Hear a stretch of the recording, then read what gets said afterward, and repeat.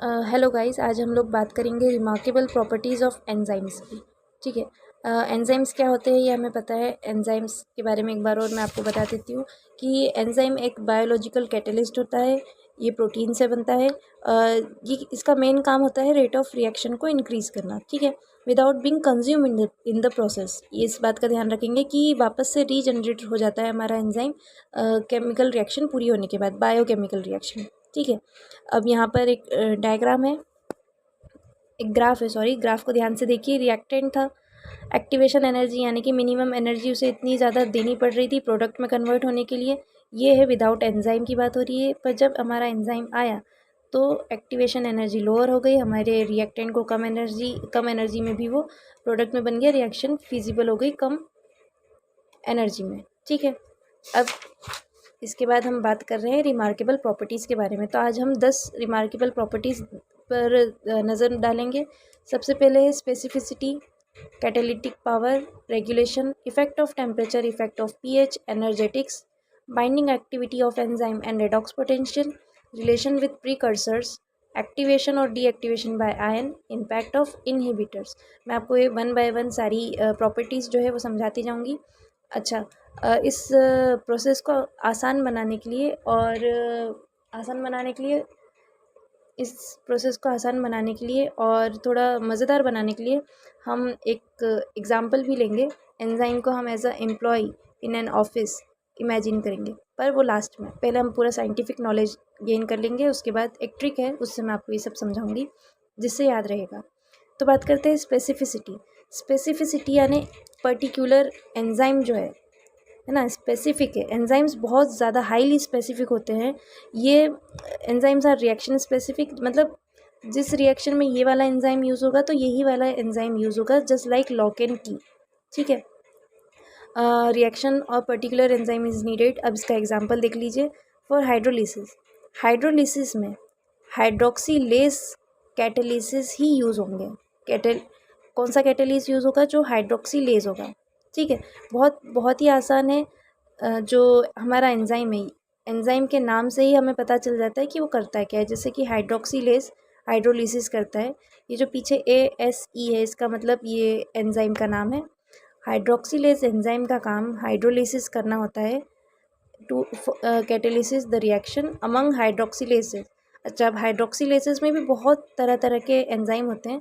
तो हाइड्रोक्सीलेसेस में जो ईस्टरेज है वो हाइड्रोलाइज करता है ईस्टर्स को ओनली। देखिए कितना इजी है, उसके नाम में ही ईस्टर आ रहा है, तो हमें पता चल रहा है कि ईस्टरेज हाइड्रोलिसिस तो करता है, पर किसका करता है? ईस्टर्स का ही करेगा ओनली। ठीक है। तो ये तो रिएक्शन की स्पेसिफिसिटी हो गई कि हाइड्रोलिसिस रिएक्शन में क्या हो रहा है।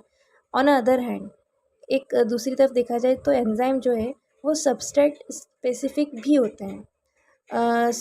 सच enzymes are specific for particular compound और क्लास ऑफ कंपाउंड। जैसे कि मान लीजिए urease hydrolysis only urea. Same यहाँ पर भी इसी की तरह है, ईस्टरेज जो है हाइड्रोलिस करता है सिर्फ ईस्टर्स को, वैसे ही यूरियस हाइड्रोलिसिस करेगा सिर्फ यूरिया को।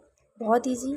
एक और एग्जांपल देख लेते हैं। जहाँ पर भी इजी हो ना कोई कॉन्सेप्ट, तो आप उसमें 2-3 एग्जांपल लगा ही दीजिए। तो क्या होता है कि अगर हम दूसरे पॉइंट जो कि मुश्किल हो तो उसमें हम थोड़ा कम भी लैंग्वेज लिखेंगे तो चलेगा। ठीक है। आगे बढ़ते हैं। ट्रांसफेरेसिस। ट्रांसफेरेसिस जो एंजाइम होता है उनका काम होता है transfer a group other than hydrogen between a pair of substrate. ठीक है। उसके नाम से पता चल रहा है कि उसका काम क्या है? ट्रांसफ़र करना। तो ट्रांसफेरेसिस का एक ही पर्टिकुलर काम है, वो ना हाइड्रोलिस करेगा ना कोई और काम करेगा, सिर्फ ट्रांसफ़र ही करेगा, इसके अलावा कोई काम नहीं करेगा। इसलिए वो एक वो स्पेसिफिसिटी दिखा रहा है। तो यहाँ पर रिएक्शन भी मैंने बनाई है, बहुत ईजी है, आप लोग देख लीजिएगा। ठीक है। नेक्स्ट हम आते हैं कैटालिटिक पावर पे।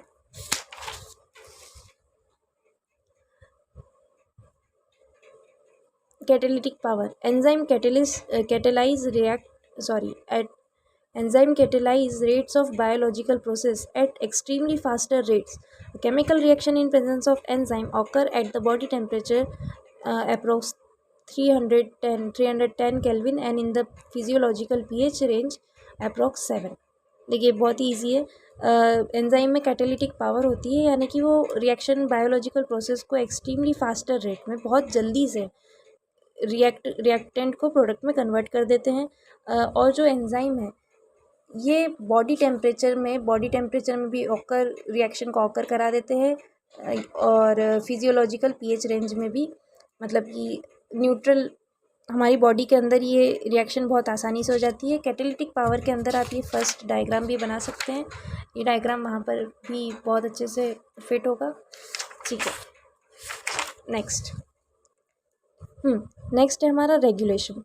अब रेगुलेशन में क्या होता है कि इन एन एंजाइम, थोड़ा सा हम लोग पढ़ लेते हैं। In an enzyme reaction the reaction rate is high at beginning and gradually decrease with time until equilibrium.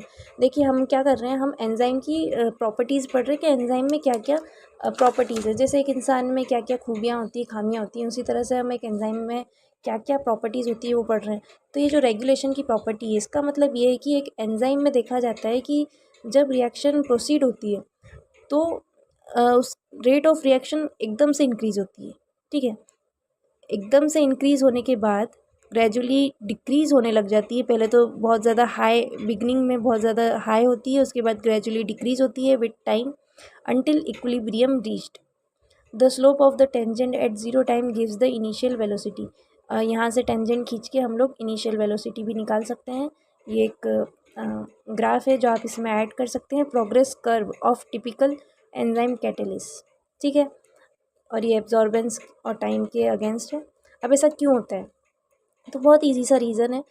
The reaction approaches equilibrium and reverse reaction start. Equilibrium पर रिएक्शन जो है पहुंचने लगती है, तो ऑब्वियसली ऐसा होने लगता है। सब्सट्रेट की कंसंट्रेशन कम होने लगती है, और जो प्रोडक्ट बन रहा है वो इनहिबिट भी कर सकता है एंजाइम को, या फिर जो प्रोडक्ट बन रहा है उसकी वजह से पीएच चेंज हो रहा है हमारे ओवरऑल एनवायरनमेंट का, इसलिए भी रिएक्शन जो है स्लो होने लगती है, रेट ऑफ रिएक्शन स्लो होने लगती है। एक और रीज़न है इसका लास्ट, एंजाइम में become inactive due to unsuitable temperature और पीएच। जैसा कि मैंने बताया कि टेम्परेचर और पीएच जो है चेंज हो सकता है प्रोडक्ट के बनने से, जिससे एंजाइम जो है इनएक्टिव हो जाता है। Therefore enzyme reaction are generally studied at the at at their initial velocity. मतलब कि जो हम एंजाइम की रिएक्शन है वो जनरली कब पढ़ते हैं, इनिशियल वेलोसिटी पर, यानी कि इस पॉइंट पर हम लोग स्टडी करते हैं रेट ऑफ रिएक्शन। ठीक है, नेक्स्ट आते हैं effect of temperature. Temperature affect the, अब देखो टेम्परेचर का तो बहुत ईजी है, जैसे ही टेम्परेचर बढ़ेगा वैसे ही कोलिजन भी बढ़ेगा। कोलिजन बढ़ेगा तो एंजाइम और सबस्ट्रेट जल्दी से रिएक्ट करेंगे और रेट ऑफ रिएक्शन इंक्रीज़ होगा। पर कैसा, मतलब हम टेम्परेचर बढ़ाते जाएंगे तो क्या रेट ऑफ रिएक्शन बढ़ता जाएगा, तो नहीं। Each enzyme shows maximum activity at a particular temperature called the optimum temperature.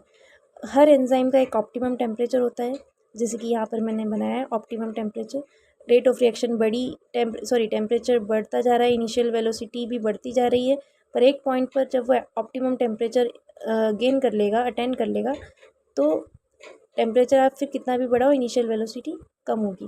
ठीक है, मतलब कि ऑप्टिमम टेम्परेचर तक हम रेट ऑफ रिएक्शन बढ़ा सकते हैं, पर जब ऑप्टिमम टेम्परेचर निकल जाएगा, अटेन हो जाएगा, तो एंजाइम एक्टिविटी डिक्रीज़ होगी rapidly, because the enzyme protein start denaturing and loses the shape of its active sites. Active site का शेप जो है वो बदलने लगेगा, चेंज होने लगेगा, और हमारा एंजाइम डीनेचरिंग होने लगेगा। ठीक है, बहुत ईजी था। नेक्स्ट देखते हैं effect of pH. Effect of pH बिल्कुल सेम है इफेक्ट ऑफ टेम्परेचर की तरह, यहाँ पर भी एक ऑप्टिमम पीएच होता है, सेम हम वही ग्राफ बना देंगे, बस यहाँ पर ऑप्टिमम टेम्परेचर की जगह ऑप्टिमम पीएच आ जाएगा। For the effectiveness of each their is also an optimum pH.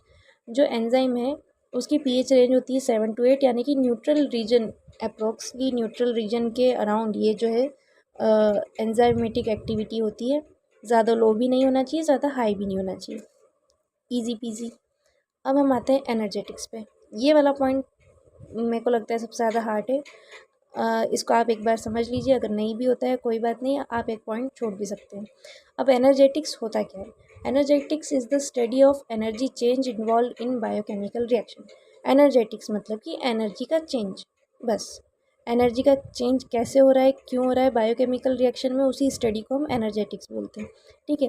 अब जो लिविंग ऑर्गेनिज्म होते हैं, यानी कि जैसे हम ह्यूमन बींग्स से, हमारे अंदर कंटिन्यूस एनर्जी की जो है रिक्वायरमेंट रहती है ताकि हम नॉर्मली फंक्शन कर सकें, ये तो आपको पता ही है। और इस नॉर्मल फंक्शन के लिए बायोकेमिकल रिएक्शन हमारे अंदर होती रहती है, जो कि क्या होती है, एंजाइम के द्वारा कैटेलाइज्ड होती है। ठीक है। अब ये क्यों ज़रूरी है?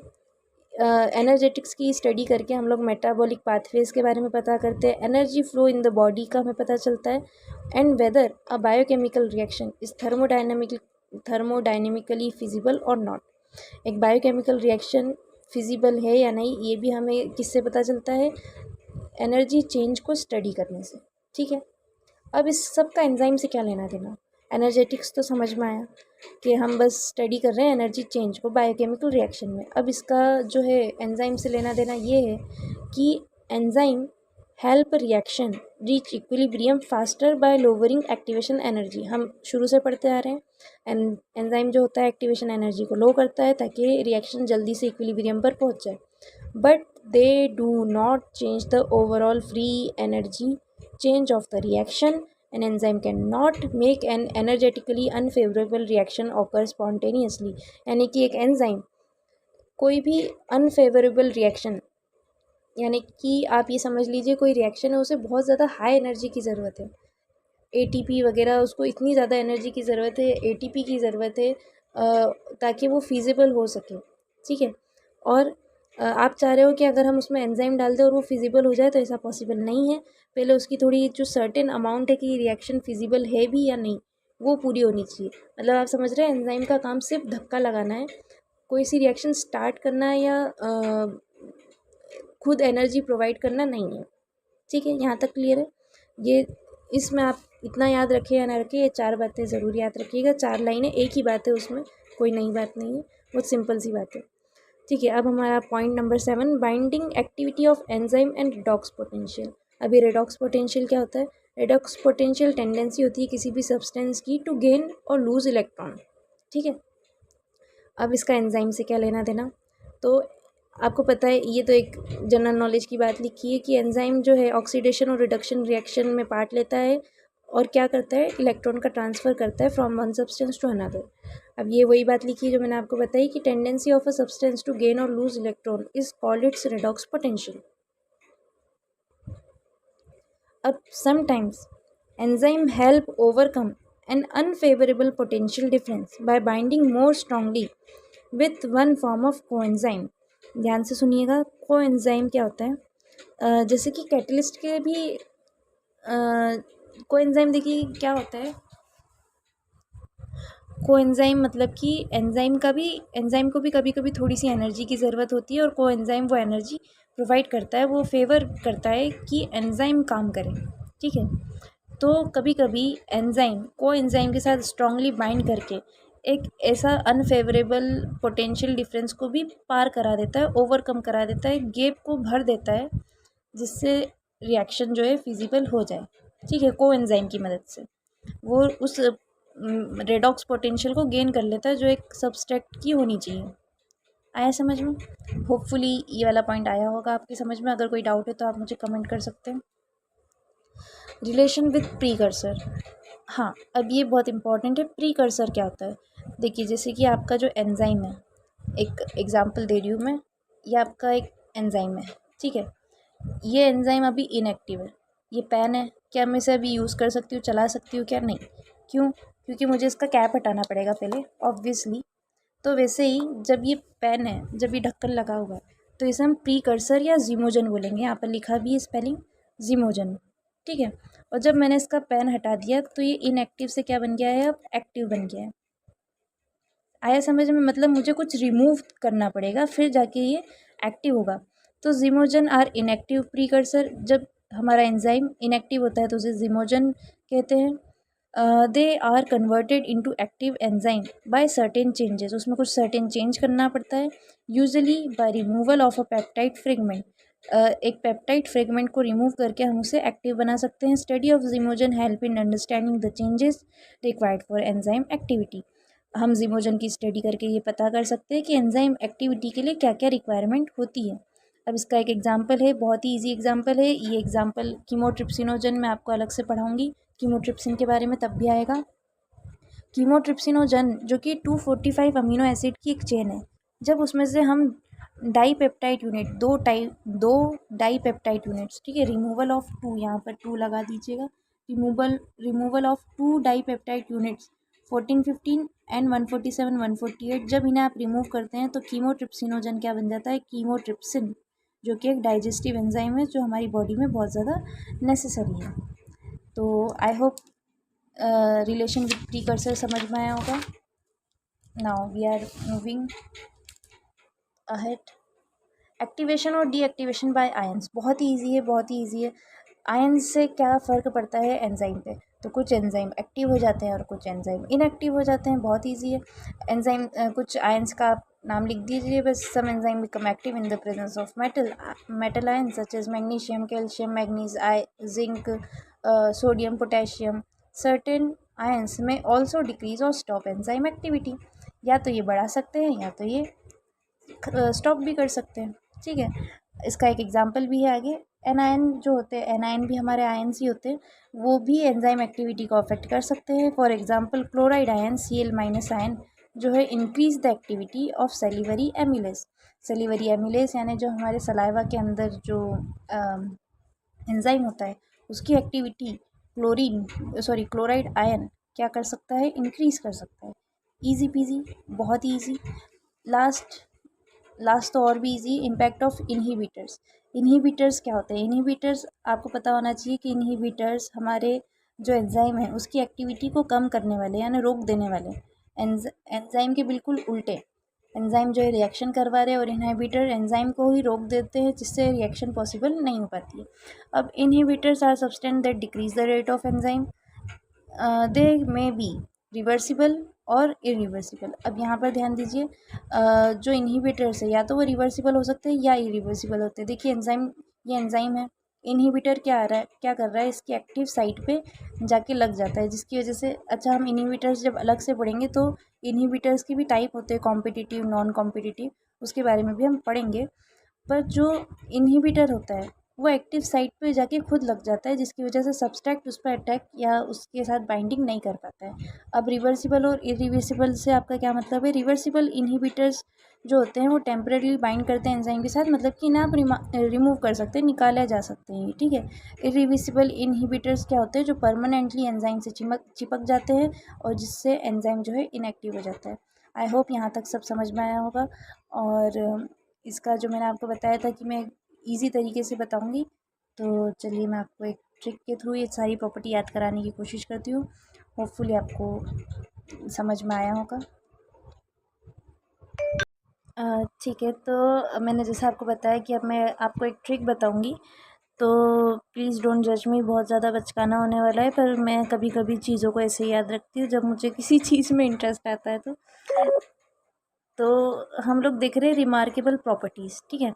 अब आप मान लीजिए, सपोज़ कीजिए कि आपका जो एंजाइम है ना वो एक ऑफिस एम्प्लॉई है, और देखा जाए तो वो एक एम्प्लॉई ही है जो हमारी बॉडी जो कि ऑफिस है उसमें काम करता है।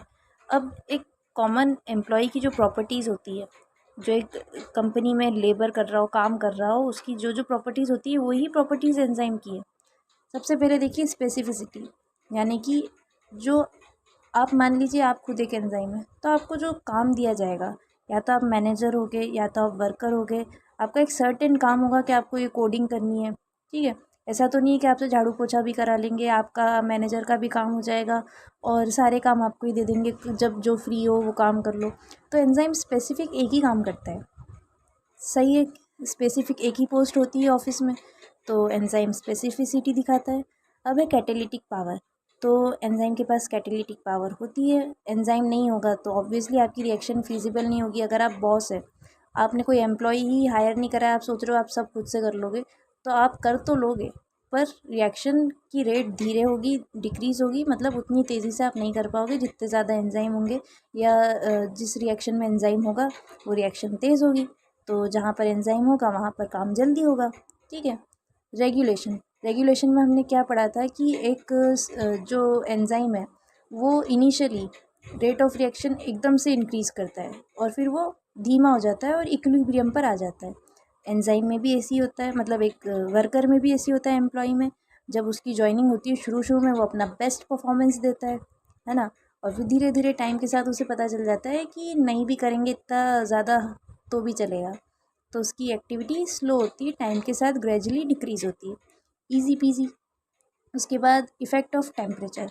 टेम्परेचर से आप मतलब समझिए वर्कलोड। जैसे ही ऑफिस में वर्कलोड बढ़ गया, बहुत ज़्यादा प्रोडक्शन हो रहा है, बहुत ज़्यादा बिक्री हो रही है, डिमांड चल रही है, सब एंजाइम्स जो है लगे पड़े अपना अपना काम करने में, टेम्परेचर इंक्रीज़ हो गया है, ठीक है। तो कोलिजन ज़्यादा हो रहा है और जो एंजाइम्स है वो ज़्यादा काम करना पड़ रहा है उन्हें, ठीक है। ओवर टाइम देना पड़ रहा है और जल्दी जल्दी काम हो रहा है। रेट ऑफ रिएक्शन से आप रिलेट करते जाइए कि टेम्परेचर बढ़ाने से रेट ऑफ रिएक्शन बढ़ रही है, एंजाइम ज़्यादा काम कर रहे हैं, पर एक हद तक। अगर आप कुछ ज़्यादा ही अपने एम्प्लॉय को काम दे देंगे तो ऑब्वियसली वो या तो रिज़ाइन कर देगा या कुछ ज़्यादा ही टायर्ड हो जाएगा और उल्टे उल्टे काम करेगा। तो ऑप्टिमम टेम्परेचर याद रखिए, ऑप्टिमम टेम्परेचर का हमने जो ग्राफ देखा था, ऑप्टिमम टेम्परेचर तक इसकी कैपेसिटी है कि वर्कलोड में भी, हाई प्रेशर में भी ये अच्छे से काम कर लेगा ऑप्टिमम टेम्परेचर तक। अब बात करते हैं इफेक्ट ऑफ पीएच। पीएच से हम क्या समझते हैं? एसिडिटी और बेसिसिटी। आपके आपका जो वर्क एनवायरनमेंट है इस एम्प्लॉय का, एंजाइम का, ना ही ज़्यादा एसिडिक होना चाहिए, ना ही ज़्यादा बेसिक होना चाहिए, ना ही ज़्यादा टॉक्सिक होना चाहिए, ना ही ज़्यादा बोरिंग होना चाहिए, ठीक है। मेंटेन होना चाहिए 7 to 8, यही हमारा ऑप्टिमम पीएच होता है। Easy PG. एनर्जेटिक्स। एनर्जेटिक्स में हमने क्या पढ़ा था कि, एक मिनट, हाँ, एनर्जेटिक्स में हमने ये पढ़ा था कि जो एंजाइम होता है वो रिएक्शन, पहली बात तो एनर्जेटिक्स क्या होता है इतना आप रिकॉल करके रखिए, energy change involve in biochemical reaction, उसकी स्टडी को एनर्जेटिक्स बोलते हैं।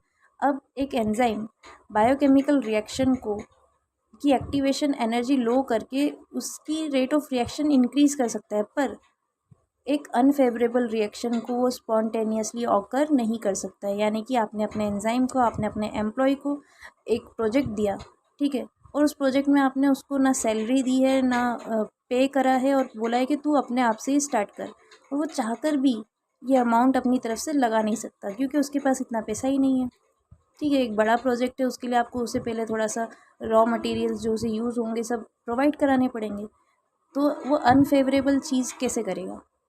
बहुत इजी पीजी। इसके बाद एनर्जेटिक्स के बाद binding activity and redox potential. Redox potential क्या होता है?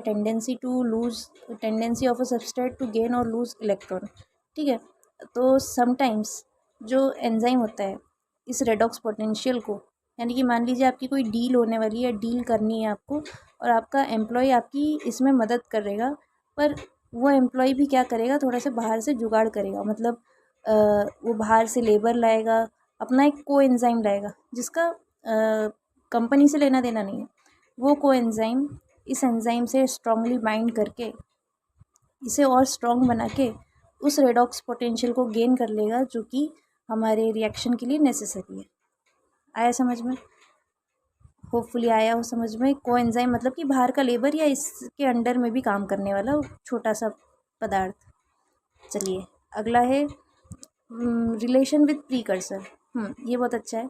प्रीकर्सर मतलब कि जब एंजाइम एंजाइम था ही नहीं, जब एंजाइम इनएक्टिव था, मतलब कि जब एंजाइम अनएम्प्लॉयड था। तो जब एंजाइम अनएम्प्लॉयड था और फिर जब वो एम्प्लॉयड हुआ तो कैसे हुआ?